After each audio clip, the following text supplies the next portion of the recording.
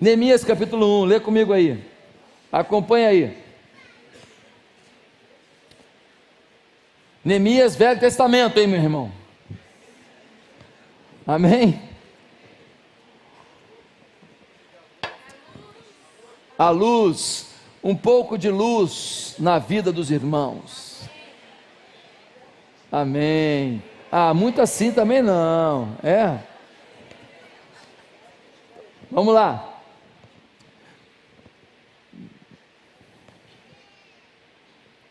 Palavras de Neemias, filho de Acalias. No mês de Quisleu, no 20º ano, enquanto eu estava na cidade de Suzã, Anani, um dos meus irmãos, veio de Judá com alguns homens, e eu lhe perguntei acerca dos judeus que restaram, os sobreviventes do cativeiro, e também sobre Jerusalém. Eles me responderam: aqueles que sobreviveram ao cativeiro e estão lá na província, passam por grande sofrimento e humilhação.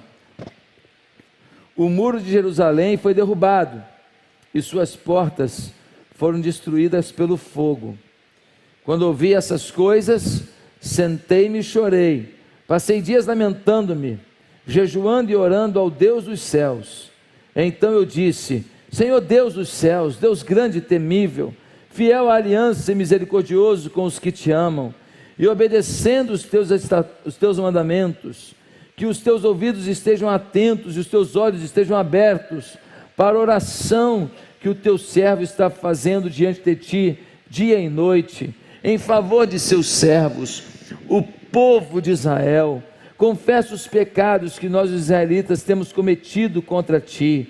Sim, eu e o meu povo temos pecado, agimos de forma corrupta e vergonhosa contra ti. Capítulo 2, versículo 1. No mês de Nissan, do 20º ano do rei Artaxerxes, na hora de servir-lhe o vinho, levei-o ao rei. Nunca antes eu tinha estado triste na presença dele. Por isso o rei me perguntou: por que o seu rosto está tão triste? Se você não está doente, essa tristeza só pode ser do coração.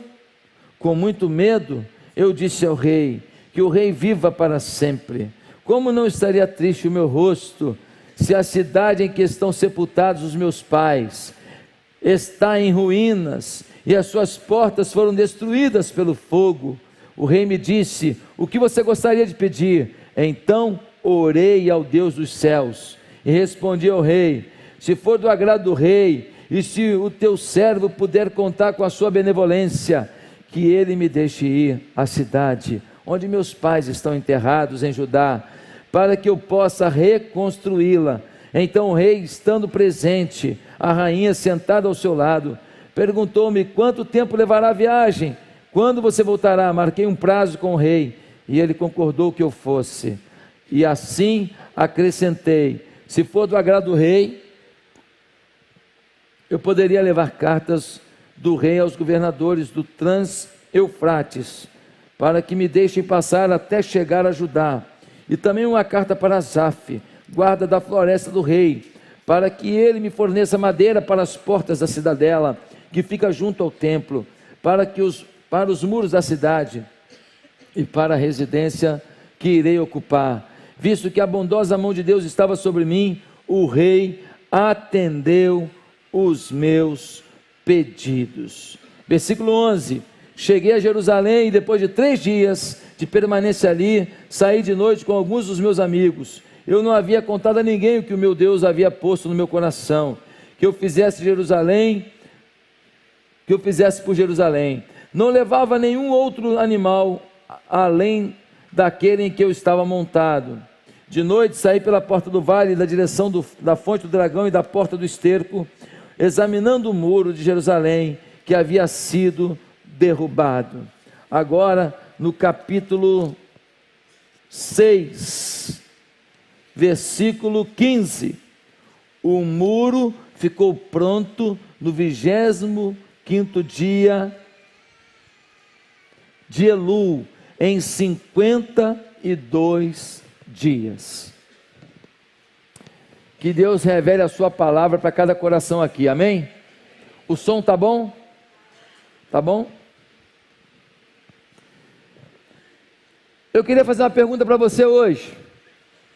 A pergunta é simples: você está disponível para que Deus faça na sua vida tudo o que Ele quer fazer? Pergunta simples, direta. Você está disponível para que Deus faça na sua vida tudo o que Ele quer fazer?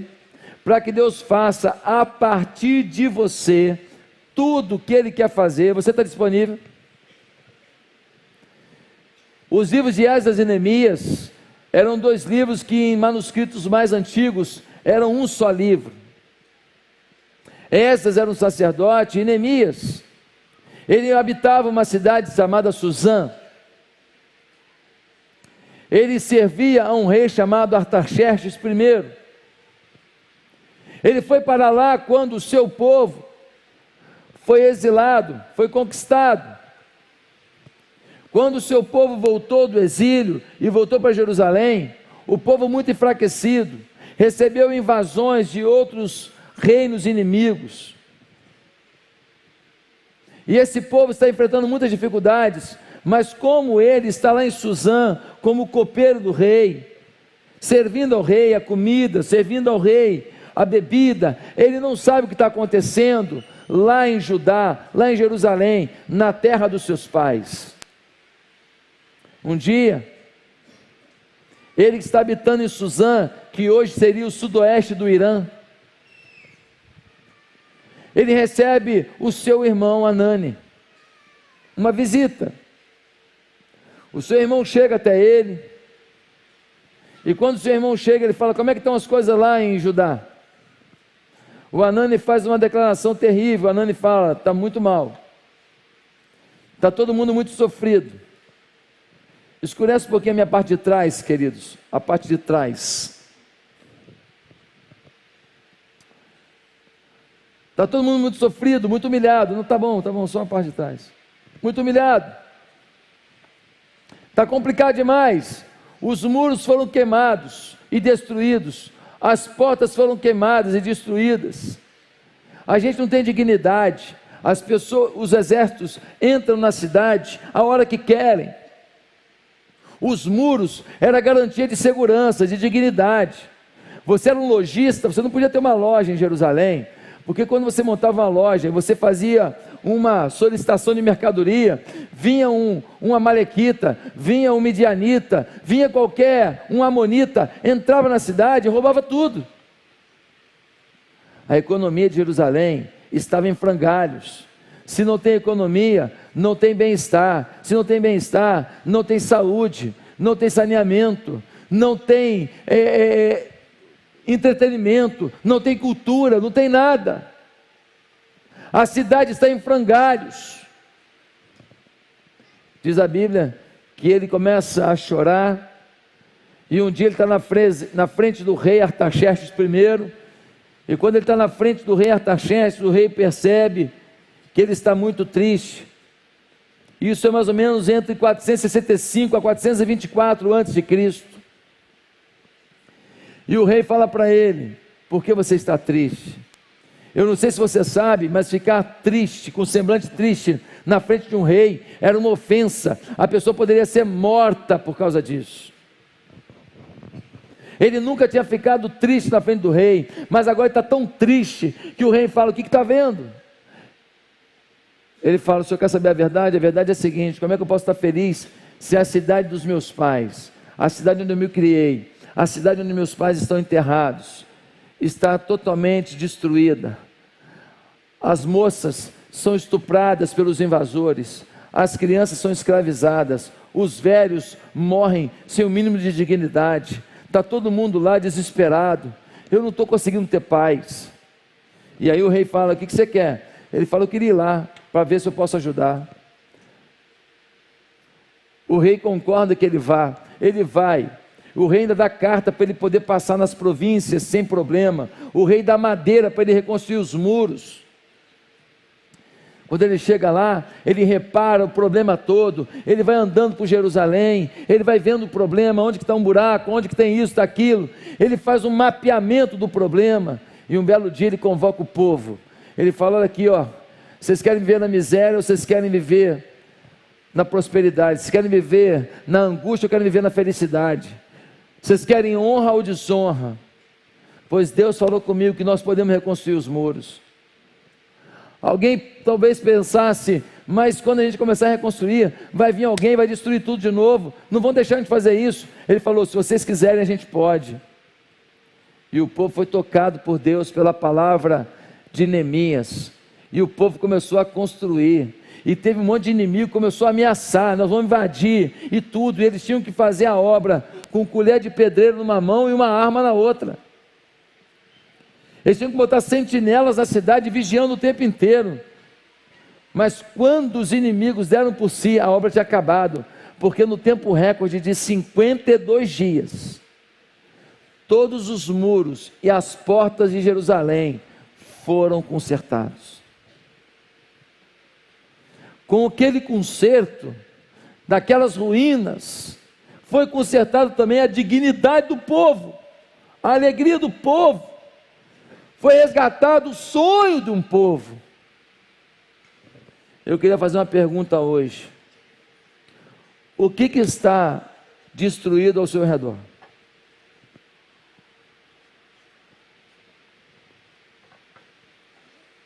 O seu casamento, como é que está? A vida espiritual do seu filho, como é que está? Como é que está o ambiente no seu trabalho? Como é que está o ambiente no play do seu prédio? Como é que estão os seus negócios? Eu queria te perguntar: como é que está a sua sociedade? Vocês estão falando a mesma linguagem? O que está destruído no seu elo com o seu irmão, com o seu primo, com a sua avó, com o seu avô?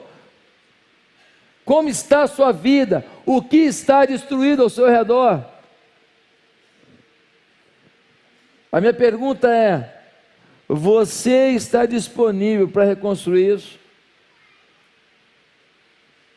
Você está disponível para reconstruir a sua vida, o seu casamento, a vida de alguém ao seu redor, o casamento de alguém, reconstruir a vida do seu filho, reconstruir a vida da sua mãe, reconstruir a vida de um amigo, reconstruir o seu ambiente no trabalho, reconstruir o ambiente onde você mora, reconstruir a vila onde você mora, o prédio onde você mora? Você está disponível para reconstruir a sua cidade, que está desesperada? É morte para tudo quanto é lado, é estupro para tudo quanto é lado, é droga para tudo quanto é lado, é roubalheira para tudo quanto é lado, é blitz falsa para tudo quanto é lado, é menina, garotinha perdendo a virgindade, uma menina ainda, para tudo quanto é lado, numa sociedade hedonista, que o que vale é o prazer. Eu estava vendo um anúncio no jornal, pela internet, na capa daquele jornal, o assunto era um casal propondo um sexo de orgia com pessoas famosas. Virou anúncio, virou capa de jornal. Onde nós estamos parando? O que era desesperador, o que era nojento, o que era profano, o que era absurdo, agora é capa dos principais jornais da nossa cidade, do nosso estado, do nosso país. Nós estamos perdendo os valores, nós estamos virando bicho. E nós somos os servos de Deus, nós somos aqueles que têm a palavra, que transforma tudo, que muda uma cidade. Você conhece pessoas que estão aqui, que viviam longe de Deus, que viviam uma vida errada, viviam uma vida totalmente complicada, mas Jesus reconstruiu os muros de suas vidas, e hoje eles são pessoas coerentes, pessoas moderadas, pessoas sábias, pessoas apaixonadas por Deus e por pessoas. Aqui sentado tem um monte deles, gente violenta, gente desesperada, gente viciada, gente que traficava, gente que não sabia amar ninguém, gente que usava as pessoas, aqui hoje transformado por Deus. valores no coração. Irmão, nós temos aquilo que pode libertar a cidade. Agora a pergunta é: você está disponível? Você está disponível? Há pessoas talentosas, há pessoas estudadas, há pessoas com conhecimento, há pessoas apaixonadas pela igreja, mas eles não possuem as virtudes fundamentais para estarem disponíveis. Talento não é disponibilidade, habilidade não é disponibilidade, conhecimento não é disponibilidade. Deus não pode usar você apenas por aquilo que você enxerga que você tem. Às vezes, o que você mais precisa para ser usado por Deus é aquilo que você nem sabe que tem, ou nem sabe que precisa ter. Hoje, eu quero olhar para a vida desse camarada que estava lá como copeiro do rei. Na verdade, a vida de Neemias tem 3 fases. Ele era copeiro do rei, depois ele virou construtor, e depois ele virou governador de Israel, governador de Judá. E a pergunta é: pastor, que condição é essa de vida para que eu possa ser usado por Deus em tudo que Ele planejou para a minha vida? É isso que eu vou responder agora. Primeiro, você estará disponível para tudo que Deus quer fazer em sua vida, se você tiver empatia com o próximo. Repete comigo assim: empatia. Irmãos, essa palavrinha é mágica, é poderosa. Dá uma olhada no versículo 4, capítulo 1. Quando ouvi essas coisas, sentei-me e chorei. Passei dias lamentando-me, jejuando e orando ao Deus dos céus. Ele estava lá do lado do rei Artaxerxes I. Ele estava comendo a mesma comida do rei, ele estava bebendo do mesmo vinho do rei, ele estava morando em aposentos do palácio, ele estava fazendo uma aposentadoria grandiosa, ele estava usando vestes de alto nível, de marca, ele estava participando de grandes festas, de grandes comemorações, ele está com a vida dele numa boa. Ser copeiro do rei não é ser garçom do rei, ser copeiro do rei é ser a pessoa mais confiável para um rei. Quando Neemias comia e bebia a comida do rei, era a garantia de que o rei não seria envenenado, e assim o reino não entraria num colapso. Na verdade, ele estava sendo a pessoa que ia gerar a confiabilidade de tudo que era oferecido ao rei. Mas se ele fosse um traidor, ele podia fingir que comeu e não comer, fingir que bebeu e não beber. Ele era o único que podia envenenar o rei se ele quisesse. Amados, o Charles Swindoll vai dizer num livro dele o seguinte, que depois da mulher do rei, não havia ninguém no reino com maior capacidade de influência sobre o rei do que o copeiro do rei. Ninguém! Mas quando ele escutou que um povo distante, e não era o pai dele e a mãe dele que já tinham morrido, quando ele escutou que o sangue dele, que o povo dele estava sendo humilhado, que as mocinhas da cidade estavam sendo estupradas, que os meninos da cidade estavam sendo escravizados, que os idosos da cidade não tinham dignidade, que estava faltando comida, que tinha gente passando fome, ele começou a chorar. Ele não olhou para o umbiguinho dele e falou: é o meu umbigo, que se dane o resto. Não! Ele teve empatia. Empatia é se colocar no lugar do outro, é sentir a dor do outro, é experimentar, apesar de você não estar vivendo o que o outro está vivendo, experimentar o que o outro está sentindo, ainda que sem estar lá. Você não vai conseguir ser tudo que Deus planejou na sua vida se você não tiver empatia, se você ignorar o que os outros estão sentindo e vivendo. Se você falar assim: como é que é mesmo? Farinha pouca, meu pirão primeiro. Se você falar: não, minha família está bem, paciência, se está todo mundo estudando mal, paciência, se o filho do outro não pode estudar, paciência, se a filha do outro não pode chegar aonde a minha filha vai chegar, que se dane. Eu quero passar um videozinho para você. Impossível não chorar às vezes vendo certos vídeos, né? Não sei se você vai chorar com esse. Dá uma olhada aí. Passa aí para mim, Juninho.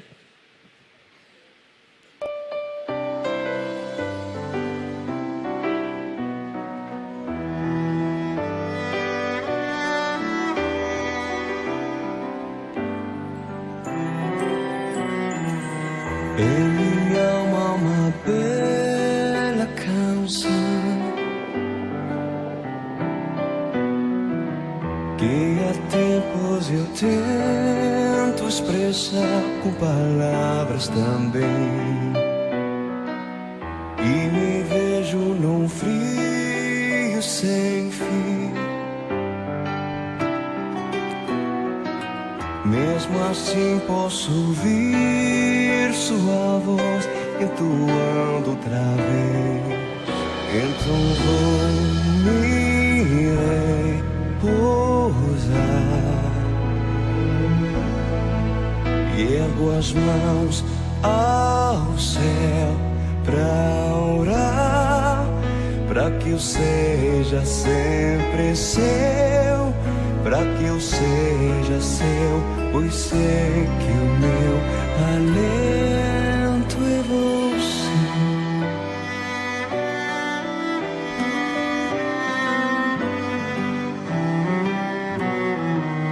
Quero ouvir as cantigas dos céus, das galáxias dançando, estou ouvindo alegres também. Se os meus sonhos tão longe sem ti, cante amenos canções dos seus planos pra mim outra vez. Então vou me repousar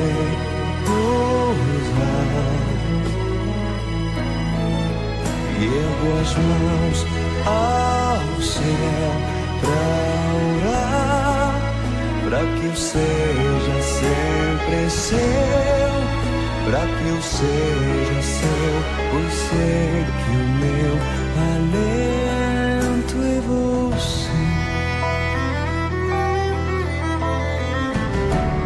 Eu dou meu destino a ti e tudo que há em mim. Quero sua música cantada com todo o céu, como fôlego sim, devolvo tudo a ti. Então vou me repousar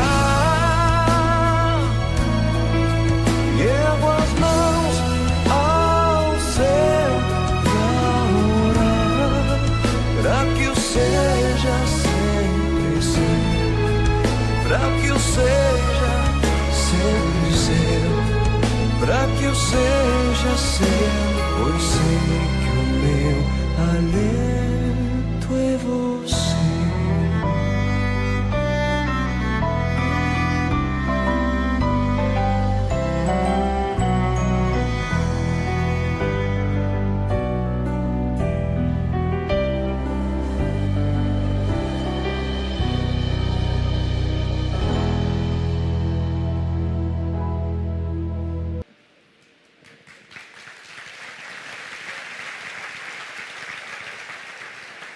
As pessoas chegam às nossas vidas e nós não sabemos a história delas. Nós não sabemos as dores delas. Nós não sabemos as frustrações delas. Nós não sabemos quantas vezes elas foram rejeitadas. Nós não sabemos o quanto elas apostaram numa coisa com todas as forças, mas não deu certo. E a gente às vezes julga um comportamento sem amar uma pessoa, que tem um comportamento que nem sempre revela de forma muito clara a história que gerou aquele comportamento, a dor que gerou aquele comportamento, a necessidade que gerou aquele comportamento. Empatia. Nunca vi alguém fazer a obra de Deus com excelência, com olhos sem lágrimas. Nunca vi ninguém fazer a obra de Deus com profundidade, sem olhos encharcados. Ah, pastor, eu conheço um ministério, floresceu muito, e ninguém chora não. É o seguinte, é culto e música boa, e convida um cantor, convida um pregador, e ponto final, e quem quiser que seja abençoado, pode até crescer, mas as pessoas não vão crescer. A igreja cresceu, mas as pessoas têm que crescer, e não vai crescer se a gente não entender as dores que um coração carrega, empatia. Você só estará disponível para Deus se você tiver empatia com as dores, com a vida das pessoas. Segundo lugar, você estará disponível para tudo que Deus quer fazer em sua vida, se você tiver intimidade com Deus. Tem um monte de gente que quer ser usado por Deus, só não quer ser íntimo de Deus. Ele quer fazer para Deus, mas sem Deus.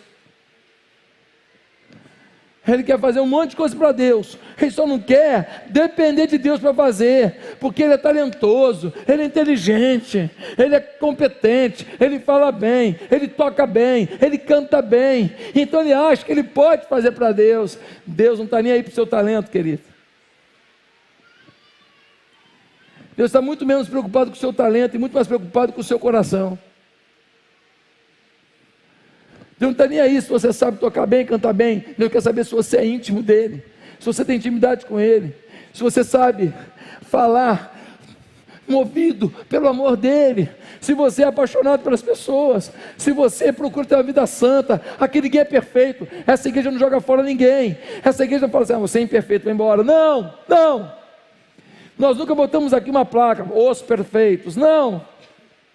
Mas a gente nessa igreja nunca vai deixar de falar daquele que é perfeito e da busca da perfeição, e o nome da perfeição é Jesus.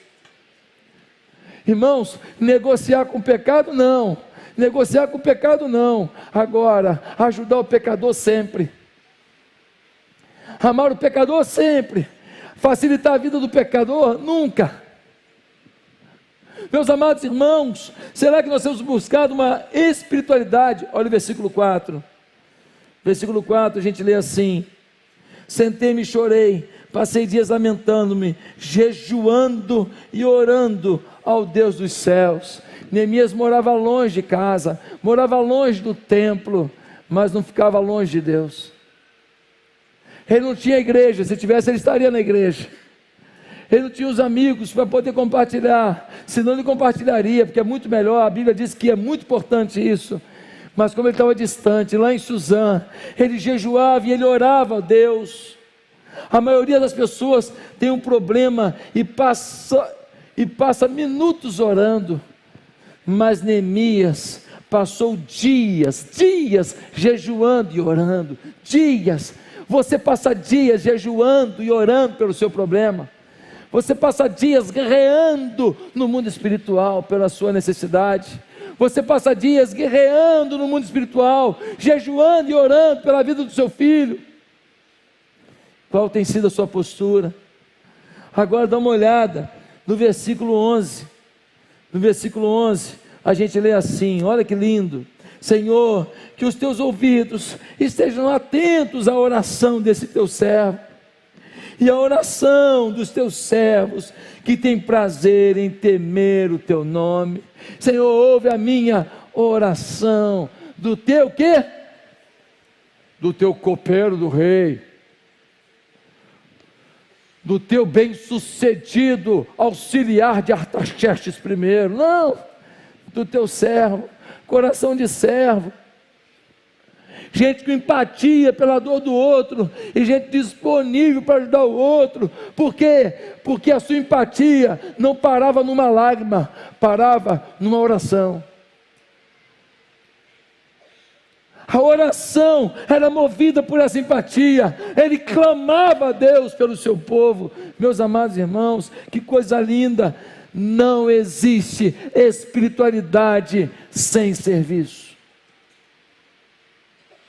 Pastor, estou muito perto de Deus, tenho buscado a Deus, Deus é maravilhoso e tal. O que você está fazendo para Deus? Nada. Mentira. Você não está íntimo de Deus coisa nenhuma. Você está se enganando. Você quer que eu conte mais uma historinha para você? Eu conto mais uma, para você ficar mais iludido ainda. Não existe isso. Quem está apaixonado por Deus, está apaixonado por serviço. Coração de servo. Irmão, as pessoas que estão dizendo: eu estou afastado da igreja, mas não estou afastado de Deus, elas estão querendo mentir para quem? Para elas mesmas. Nunca tive afastado de Deus. Mentira! Não se iluda. Quem está com Deus quer servir. E a gente não serve sozinho. A gente não consegue fazer sozinho. Ninguém consegue ganhar a pessoa, cuidar da pessoa, discipular a pessoa, orientar a pessoa, batizar a pessoa, apoiar nos problemas da pessoa. Nós precisamos da família, porque uma hora você não está perto, o outro ajuda. Uma hora você dá um conselho, não ouve, mas ouve uma pregação, ouve uma canção. Meus queridos irmãos, olha agora no capítulo 2, versículo 4. No capítulo 2, versículo 4 é muito legal, porque o rei fala assim: o que você quer? É assim na nossa vida. Tem hora que alguém fala assim: e aí, não quer fazer uma sociedade comigo não? Não quer fazer uma parceria comigo não? Não quer casar comigo não? Não quer isso não? Mas na hora que o rei propôs: o que você quer? Olha o que ele fez, capítulo 2, versículo 4. O rei me disse: o que você gostaria de pedir? Então orei ao Deus dos céus e respondi ao rei: Rei, eu vou pensar na sua pergunta, eu vou falar com meu Deus. Deus, o que eu peço ao rei? O que eu posso pedir ao rei? Eu quero voltar lá na terra dos meus antepassados. Eu quero voltar na terra dos meus pais. Mas quando você ora, Deus confirma tudo que você pode pedir. Ele não foi lá e pediu só para ir lá não. Ele foi lá e falou assim: rei, eu queria voltar na minha terra lá. Ó rei, é só isso não, não é só isso não. Queria que o senhor desse carta para que eu passasse por cada província com autorização do rei. Ah, tá bom, mas só isso? Não, eu queria madeira. Queria seu dinheiro. Eu queria que o senhor doasse a madeira toda para reconstruir lá. Poxa, gostou, hein? É, só isso? Não, não, eu queria que o senhor mandasse as pessoas que vão me ajudar a carregar. Eu quero que o senhor mande animais e mande pessoas para levar as madeiras até o reino de Judá. Irmãos, quando você ora antes de decidir, você sabe até onde você pode ir na decisão. Se ele respondesse na hora, ele ia falar: quero que o senhor me libere para ir lá. Ele ia sem apoio, ele ia sem dinheiro, ele ia sem as madeiras, ele ia sem as cartas de apresentação. Mas quando ele orou, Deus falou com ele: diga isso, fale isso. Deu testemunho aqui na igreja há pouco tempo agora, um irmão milionário, e ele estava com 120 milhões de dívida. E aí pintou uma negociação. Sabe quando você está negociando, que se assumirem a sua dívida já está bom demais? Mas ofereceram para ele a dívida e mais 20 milhões de reais. Dá para começar a vida, não dá não?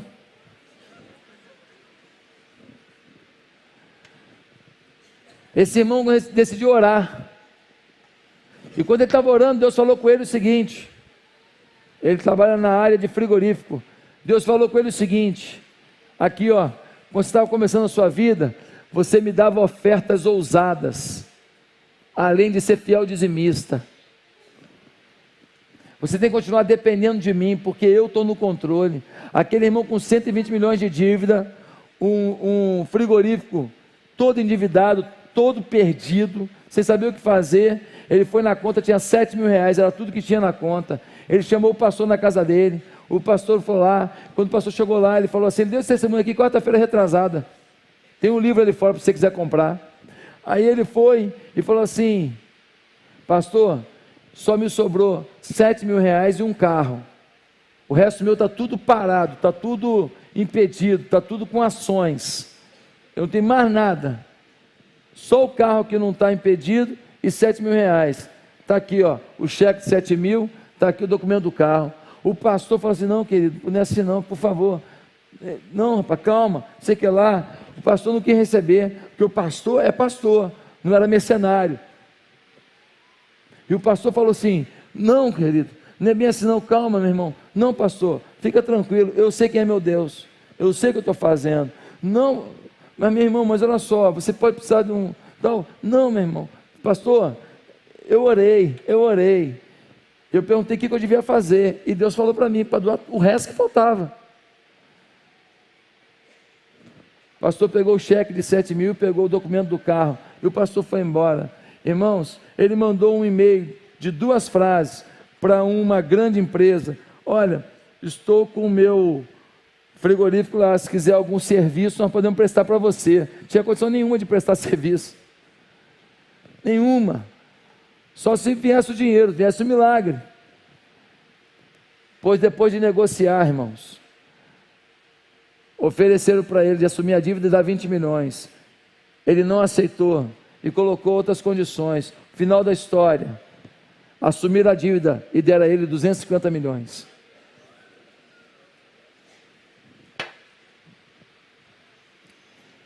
De zero na conta, para uma negociação de 250 milhões, mais os 120 de dívida, ou seja, 370 milhões. Aí você fala assim, essa história é doida demais, é doida mesmo. Quarta-feira retrasada foi contada aqui, e eu conheço um monte de gente que conhece o homem, e me falou, é verdade, é pura verdade.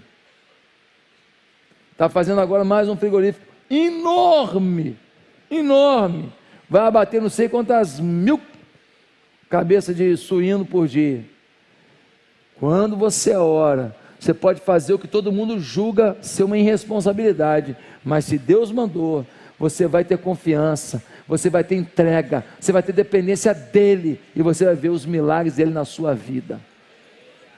Você quer ser disponível para Deus? Então, irmão, não duvide dEle.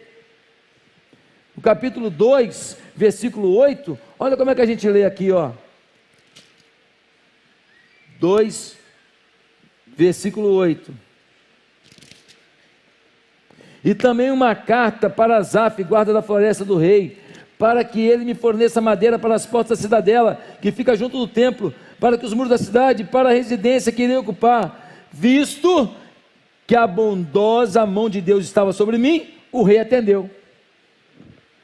Ele não acha que ele é um grande negociador, que ele é um grande comerciante, que ele é um grande administrador, que ele é o tal. Ele faz a parte dele, ele é competente, ele é estudioso, ele é trabalhador, mas ele diz, a bondosa mão de Deus estava sobre mim. O rei atendeu, o rei deu as cartas, deu a madeira, deu as pessoas para me ajudar, deu tudo. Por quê? Porque a bondosa mão de Deus estava sobre mim. Quando você está em uma vida de oração, você tem a convicção de que a bondosa mão de Deus está sobre você. Aguarde os próximos capítulos dessa igreja. Eu tenho uma novidade para você em breve, em nome de Jesus. Fique atento, fique ligado, ore muito por mim essa semana. Ore de joelho em cima do milho, se preciso for, porque em breve eu creio que eu tenho mais uma novidade para você, mais uma coisa grandiosa, poderosa, exponencial, intergaláctica. Conta, pastor, conta que eu sou filho de mulher, pastor, conta para mim, pastor, conta. Às vezes o segredo de uma coisa é o segredo. Meus amados irmãos, Deus é maravilhoso. No capítulo 4, versículo 9, vemos que quando os povos vizinhos começaram a vir ameaçar a reconstrução do muro, Tobias e Sambalate começaram a ameaçar. Olha a postura dele. Ele orou para que Deus o protegesse. Ao invés de ir pelo caminho do medo, ele foi pelo caminho da oração. Ah, pastor, está todo mundo sendo mandado embora. Ah, estou ficando com medo, em depressão. Ah, pastor, estou chupando 3 Rivotril por hora. Virou Mentex. Quem riu do Mentex é velho. Mais uns velhos aqui. Meus amados irmãos, ao invés de buscar o medo e a depressão, ele buscou oração. A alavanca do poder de Deus, a alavanca do milagre. Irmãos, é um homem espiritual, um homem que tem espiritualidade. Você quer ser usado por Deus? Ah, o pastor não me reconhece na igreja. Aqui, querido, pastor não reconhece ninguém não, você se faz conhecido. Porque quando Deus quer fazer uma luz brilhar mais forte, é Ele que manda a energia. Você está dependendo de mim para você aparecer como servo de Deus, fazer a obra que Deus quer fazer na sua vida? Você está muito enganado. Mete a mão na massa, o seu trabalho vai aparecer. Eu sou um baita palestrante, comunicador, intercessor, jejuador. E o pastor Josué não reparou, irmão, se tu tivesse pego uma célula, essa célula tivesse jejuado, orado, crescido, e gente sendo cuidada, eu tenho certeza que alguém ia falar assim: pastor, você tem que ver lá aquele irmão jejuador, que é comunicador, intercessor, intergaláctico. Meu irmão, não tem jeito, quando o brilho de Jesus começa a se expandir na nossa vida, não tem jeito, as trevas recuam e você aparece. Está dependendo de quem? De mim para você fazer o que Deus chamou você para fazer? Você está enganado, hein? Você está enganado. Você tem que depender do seu Deus que te chamou. Mete a mão na massa. Mete a mão na massa. Vambora, irmão. Vambora. Faz acontecer. Meu irmão. Arma o teu circo. Joga os teus trapézios aí. Mete bronca aí, meu irmão. Vai lá. Vambora. Faz o teu trabalho. Faz as tuas mágicas aí. Faz o teu trabalho de palhaço. Faz. Meu irmão, chama atenção por paixão a Deus e as pessoas. Queridos irmãos,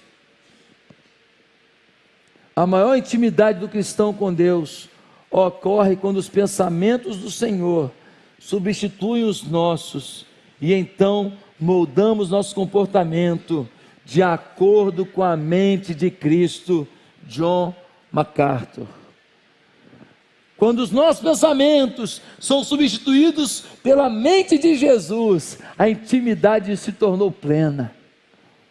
Mas como saber o pensamento de Jesus sem conviver com Ele, sem ler a sua palavra, sem ter tempo de oração, sem jejum? Não tem jeito.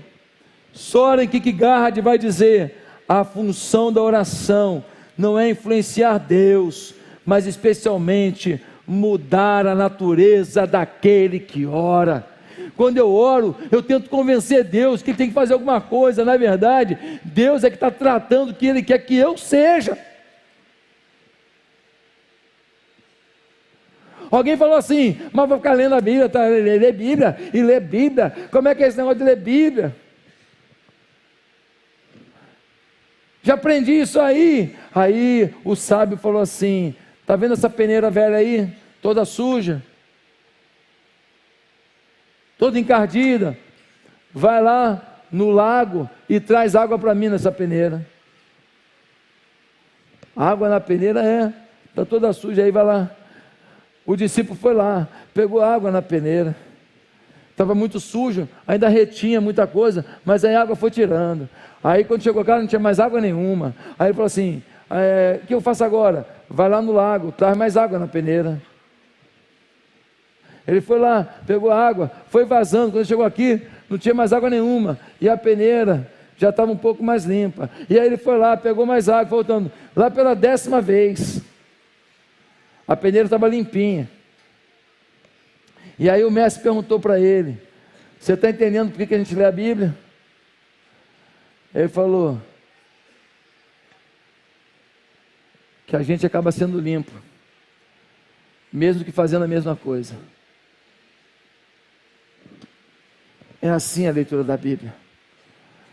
Você pode ler o mesmo texto, fazer o mesmo gesto, ler o mesmo capítulo, mas Deus vai tratando você, Deus vai purificando você, Deus vai te santificando, e daqui a pouco a peneira da tua vida está limpa, para que você seja usado pelo Senhor. Aleluia!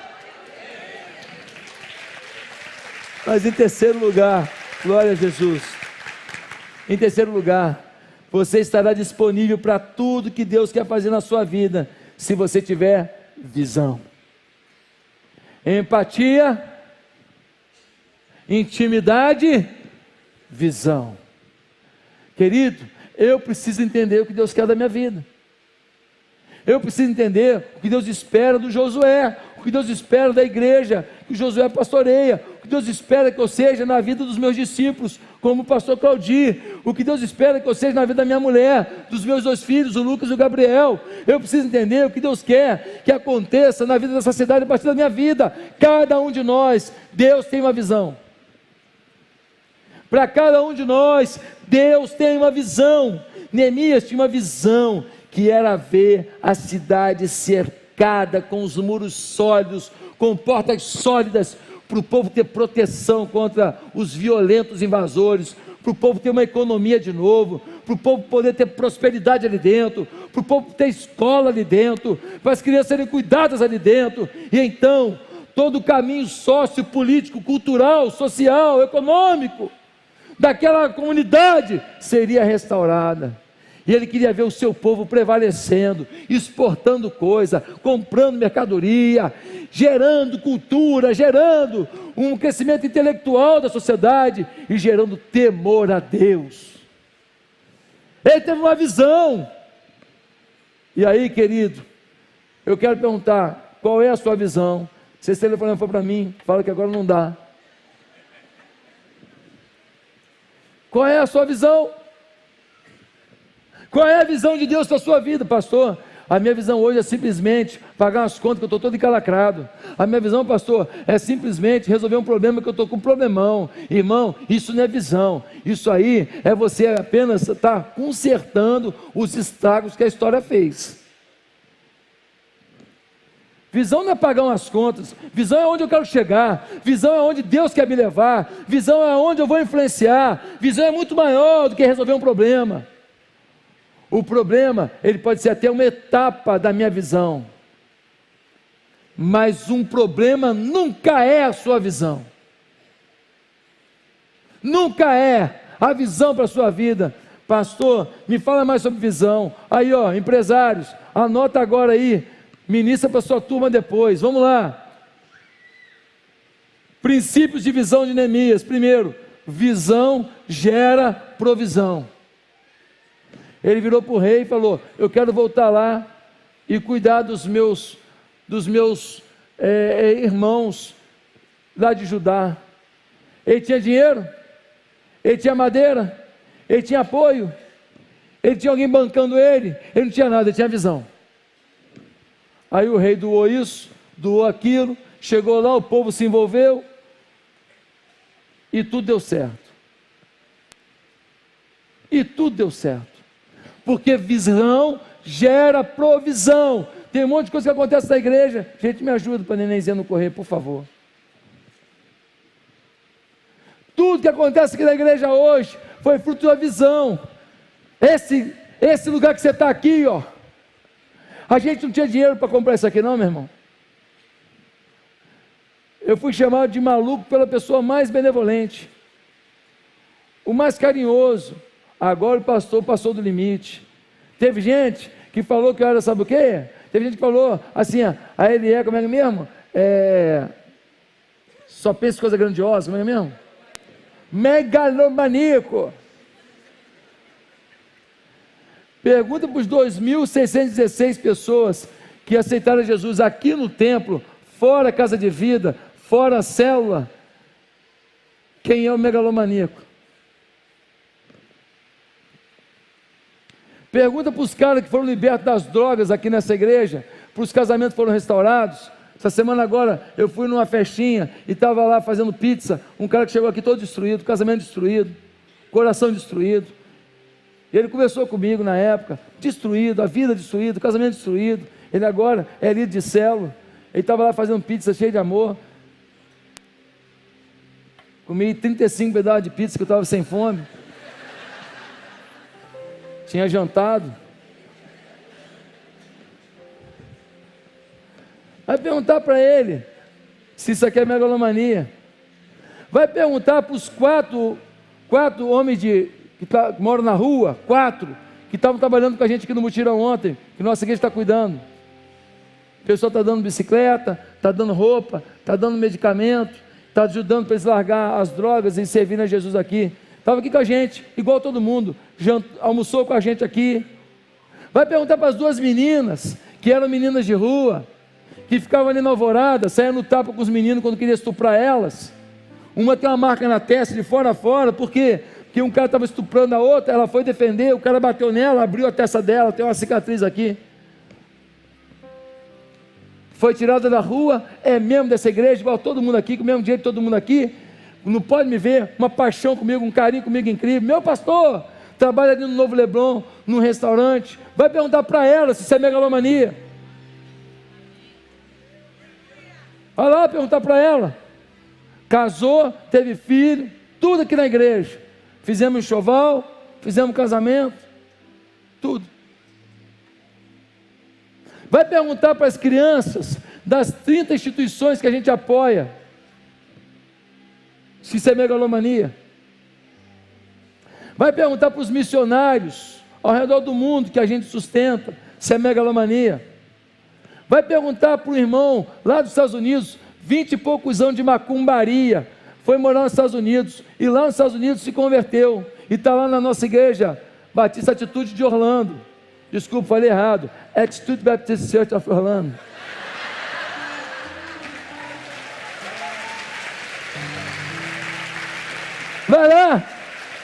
Vai lá perguntar para ele se é megalomania. Irmão, é melhor se chamar de megalomania e cumprir o que Deus mandou, visão.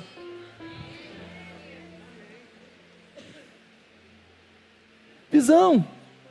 Visão gera provisão. Visão tem prazo.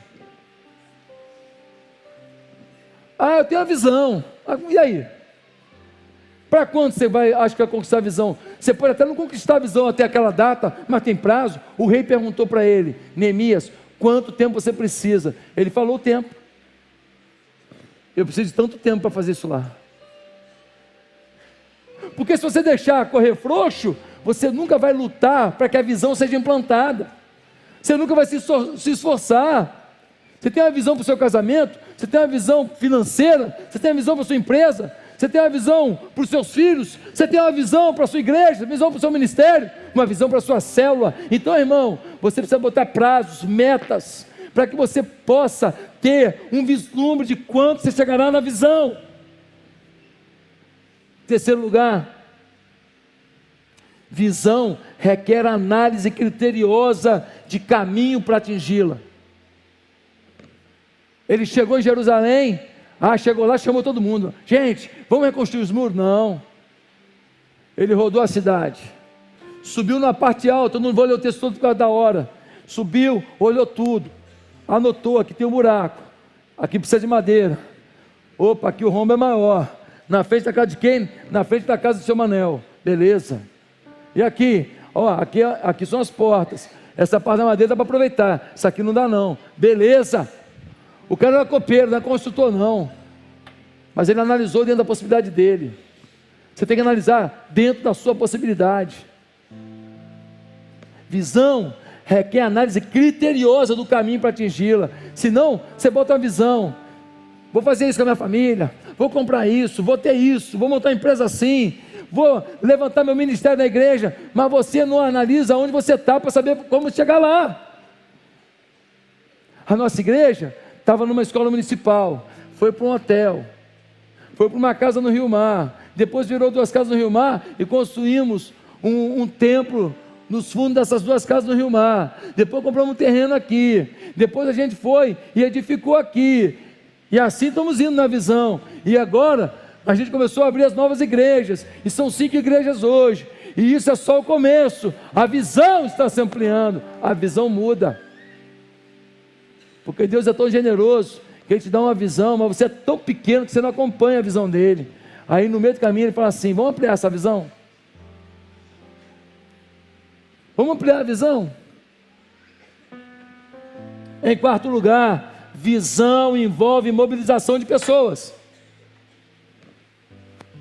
Ele chegou lá em Jerusalém, o que ele fez? Chamou a turma toda e contou, gente, eu chorei muito, jejuei muito, porque eu soube que vocês estavam sofrendo. Agora deixa eu falar uma coisa para vocês. Aí falaram, o que, Neemias? Ele falou, Deus está do nosso lado. Por que você diz isso? Olha, eu cheguei para o rei, eu estava triste, era para o rei me matar.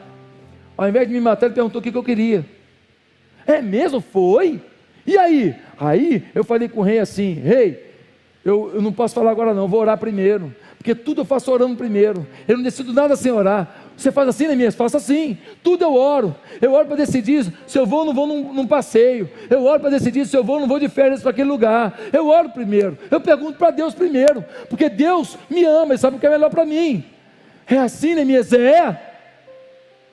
E aí que o rei me deu madeira, o rei me deu esse pessoal todo para ajudar na obra aqui, vieram comigo, o rei me deu as cartas, eu vim no caminho sem problema nenhum, porque ninguém ia peitar Artaxerxes primeiro, ninguém me roubou a madeira, porque Artaxerxes primeiro é furada ter briga com ele. É mesmo, você vem tranquilo, vim tranquilo, Deus está com a gente. E que mais? Que eu já rodei os muros todos, eu tenho um projetinho aqui. Como assim, Neemias? É o seguinte, Deus está do nosso lado, agora é só fazer a nossa parte. Eu decidi que as famílias que estão de frente para a área do muro se unem e fazem aquela parte. Aquela parte lá, que não é família nenhuma, os sacerdotes vão fazer, os levitas vão fazer, e assim a gente divide as tarefas, cada um vai fazendo por um lado, e a gente conclui junto essa tarefa. O povo disse assim: levantemo-nos e edifiquemos, porque o Senhor fará maravilhas em nosso meio. Irmão, tem que mobilizar pessoas, ninguém chega lá sozinho. Marido, envolva sua mulher nos problemas que você está vivendo aí, na empresa, pede ajuda dela. Amor, o que você acha disso? Envolva seu esposo, minha irmã, nos problemas com os meninos. A gente às vezes isola o problema. Não, vamos ser participativos. Mobilize família, mobilize amigos, mobilize irmãos, bote gente para orar por você. Para de ser vaidoso, aceita discipulador. Não, eu não preciso de discipulador, porque... Não precisa de discipulador, porque eu já tenho 20 anos de vida cristã. Se você tivesse 20 anos de vida cristã, você saberia que nós precisamos de alguém sobre nós. Você está no primeiro ano repetido 20 vezes, talvez. Que você ainda está na vaidade de achar que um conselho, um bate-papo, uma oração de alguém não vai fazer diferença. Faz diferença. Um cachorro nos ensina, sim ou não? Um cachorro ensina, uma criancinha ensina, uma pessoa com uma síndrome ensina, qualquer pessoa ensina. Você pode aprender, se você for humilde para aprender com a pessoa. Mas em último lugar não, visão não requer unanimidade. Acredite no que Deus falou com você como líder. Irmão, visão não requer unanimidade. Tem um monte de coisa aqui na igreja que eu fiz e muita gente foi contra. Mas eu vendi o peixe que Deus me deu para uma liderança. Eles aprimoraram a visão. E depois chegou um povo. E nós fomos em frente com o povo. Se eu fosse ouvir todo mundo, concordasse todo mundo, não faríamos o que fizemos. Eu submeti a uma liderança. Galera, vamos por esse caminho. O pessoal refina a visão. Me ajuda a entender a visão. Dali chega um povo e a coisa acontece. Pastor, tem umas pessoas que não concordaram.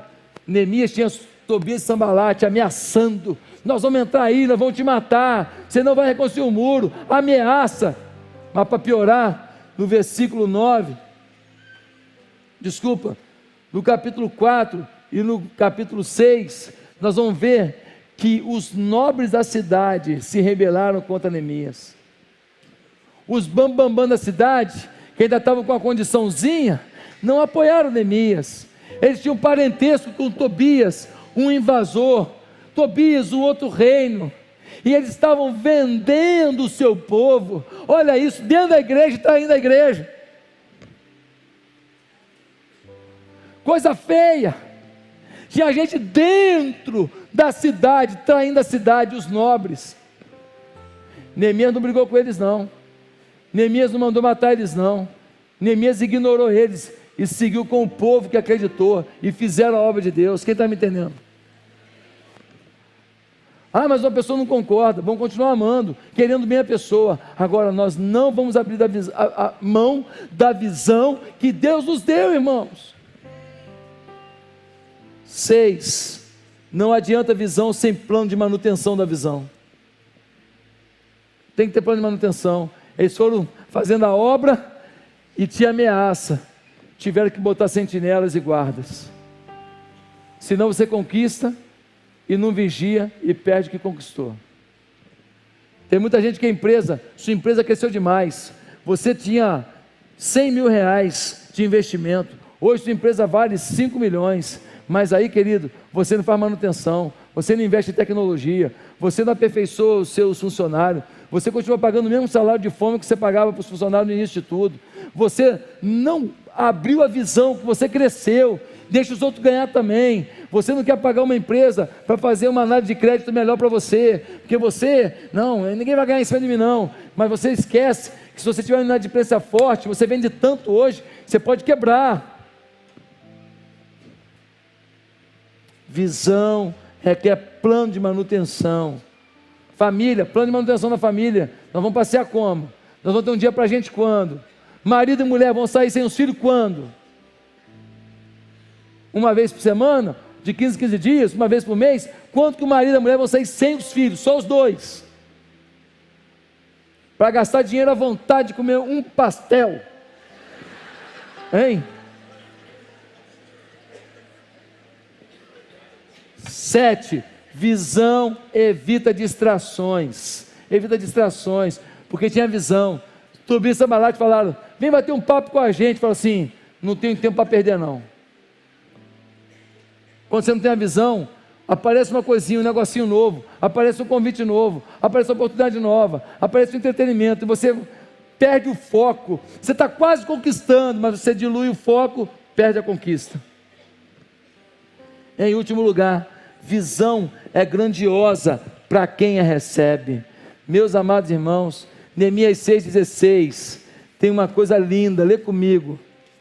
Neemias 6,16, quando todos os nossos inimigos souberam disso, da construção do muro, todas as nações vizinhas ficaram atemorizadas e com orgulho ferido, pois perceberam que essa obra havia sido executada com a ajuda de nosso Deus. Visão tem que ser algo grandioso. Por que, pastor? Megalomania de novo? Não. Porque quando você faz uma coisa maior que você, todo mundo ao redor sabe que foi Deus que fez em você. E o nome do teu Deus é exaltado. Quando você alcança o que sozinho você não alcançaria, todo mundo ao redor fala assim: foi Deus com ele, Deus está agindo. Quem está entendendo? Quem está decidindo rever sua visão hoje? Amém? Mas eu quero terminar a mensagem dizendo que você estará disponível para tudo que Deus quer fazer na sua vida. Primeiro, se você tiver em. Segundo, se você tiver em. Terceiro, se você tiver em. Quarto e último lugar, se você tiver generosidade. Tem gente que tem empatia, só não tem atitude. Sente a dor do outro, até chora, só não move uma palha. Neemias sentiu a dor do povo, foi orar, pediu uma visão e foi para a atitude generosa. Sentiu, orou, planejou, executou. Sentiu, orou, planejou, executou. Irmão, tem que ser generoso, tem que abrir mão do seu palácio, tem que abrir mão do seu bem bom, da sua comidinha, das oportunidades, das festas lá do rei Artaxerxes. Tem que abrir mão do seu quarto no palácio para ir para uma cidade destruída. Uma cidade destruída, com riscos, com ameaças, com violência, com roubo. Largar o bem bom para ir para lá, coisa de gente generosa. Qual é o seu nível de generosidade, meu irmão? Qual é o seu nível de generosidade? Quero terminar, eu ia passar um vídeo, mas vou só contar uma história aqui rápido. Uma pessoa estava no seu trabalho e ele não se misturava muito lá na obra que ele trabalhava com os outros colegas de trabalho. E os caras começaram a perturbar ele. Na hora do almoço ele não ficava com a galera comia junto, depois jogava carta e tudo, ele não ficava junto. E aí começaram a fazer bullying com ele. Um dia teve um churrasco do pessoal da obra, e o patrão falou que se eles tivessem atingido uma meta, todo mundo ia ganhar um pedaço de picanha. Mas aí até o patrão entrou na pilha e falou: vamos fazer uma molecagem com ele. Então no churrasco eles pegaram os ossos que sobraram de carré, os ossos que sobraram de frango, botaram num pacote, botaram um papel prateado em cima. E aí, chegou no final do churrasco, todo mundo esperando, só ele que não sabia, aquele cara meio matuto, meio no cantinho dele, que ninguém encarnava nele direto, fazia molecagem com ele direto, que na hora do almoço ele cochilava sempre, e todo mundo ria dele que ele dormia demais.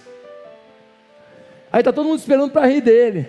Aí deram picanha para um, pedaço de picanha para outro, pedaço de picanha para outro, pedaço de picanha para outro. Quando chegou para ele, deram aquele prato grandão. Aí ele recebeu o prato maior. Aí todo mundo doido para rir. E aí o patrão falou: é isso aí para você a gente decidiu dar mais. Aí ele foi e falou assim: pois é, eu sei que eu não tenho andado tão perto de vocês. Eu sei que eu não tenho convivido com vocês como um colega de trabalho deveria conviver. Mas agora vendo isso aqui, ele não viu ainda o que está por baixo. Eu vejo que vocês têm um bom coração. E aí, diante disso, eu tenho como falar o que está acontecendo. Quero agradecer muito esse carinho de vocês. Porque a minha mulher está doente numa cama, ela não consegue fazer nada. E eu tenho 3 filhos. E eu chego em casa, eu tenho que cuidar de todos os meninos, eu tenho que cuidar dela, dar banho nela, trocar ela. Muitas vezes ela está suja, eu que tenho que limpar. E nisso, os gaiateiros já estão procurando um buraco para se enfiar. E aí o dono já está querendo tirar o negócio da mão dele. E ele segurando. Então, eu compro muito remédio, meu dinheiro não dá para nada. E eu não como junto com vocês, porque eu nunca como carne. A gente não tem dinheiro lá em casa para isso. Então eu tenho vergonha de mostrar o que eu como na marmita. Os palhacinhos de plantão já estão pedindo para morrer. E ele fala: mas graças a Deus que vocês têm um bom coração. Hoje vai ter carne para os meus filhos lá em casa. E o cara está tentando tirar o negócio da mão dele, e ele pega e puxa. Quando ele puxa, ele vê o osso.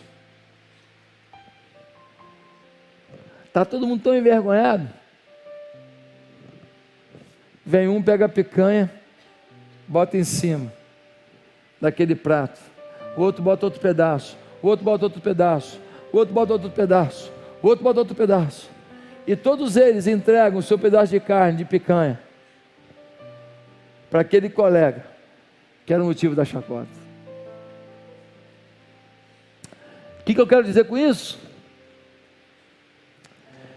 Que as pessoas estão sofrendo do nosso lado e a gente não tem a menor sensibilidade para saber por quê. E às vezes só depois de uma grande vergonha ou de uma grande perda é que a gente tem o mínimo de dignidade de aprender a lição da generosidade. Saber que o outro é a extensão de mim. Saber que sem o outro eu nada sou. E saber que só vou levar daqui o que eu fizer pelo outro. Porque tudo que eu fizer pelo outro tem galardão para mim.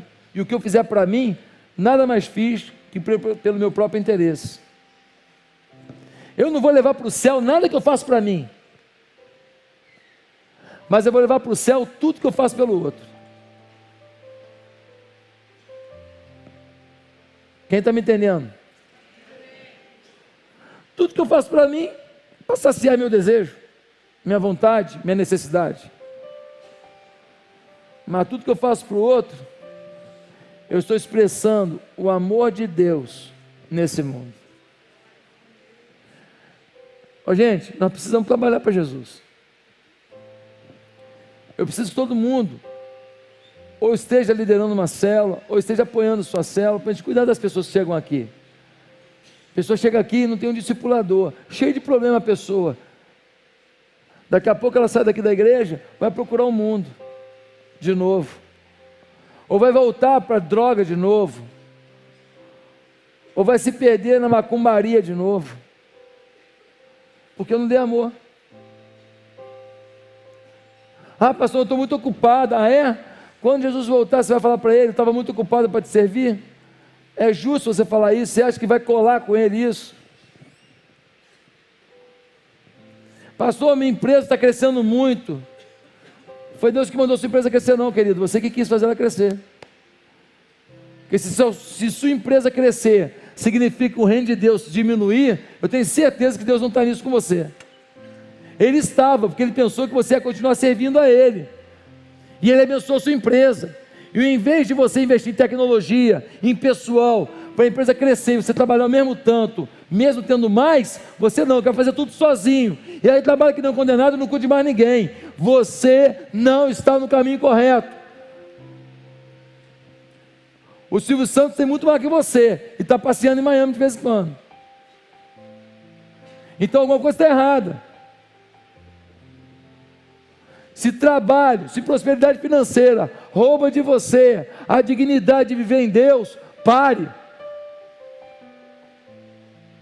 Arruma um emprego, segunda a sexta, de 8 às 5, para ganhar um terço que você ganha, mas dê o seu melhor para Deus, porque quando você estiver diante do rei, ele não vai perguntar se você tinha um carro de 300 mil reais, ele vai perguntar se você deu 300 reais para salvar a vida de alguém que estava morrendo. Ele não vai perguntar se você morava num palácio, ele vai perguntar se você visitou uma favela para levar 1 quilo de alimento e uma palavra de esperança para quem precisava. Empatia, intimidade, visão, generosidade. Pergunta final: você está disponível para tudo que Deus quer fazer a partir da sua vida? Que Deus nos abençoe. Amém.